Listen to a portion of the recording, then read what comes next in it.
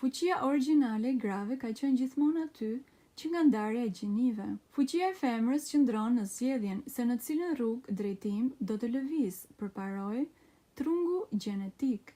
Ato zgjedhnin se me cilët do të donin të bënin fëmijë, edhe në këtë mënyrë femrat vendosnin se cilat cilësi do të barteshin përpara. Fuqia e femrës kuptohet lehtë pasi trupi i saj mban fëmijën në mitër, dhe vetëm nëpërmjet trupit të saj lindin fëmijët, pasardhësit e tokës, që do të vijojnë jetën në tokë. Pa trupin e nënave tona, pra femrave, asnjë njeri nuk do ekzistonte mbi tokë. Jeta do të mbaronte ashtu siç një lule vyshket dhe nuk çel pa ujitje. Fatkeqësisht, roli dhe fuqia e femrës ka rënë goxha.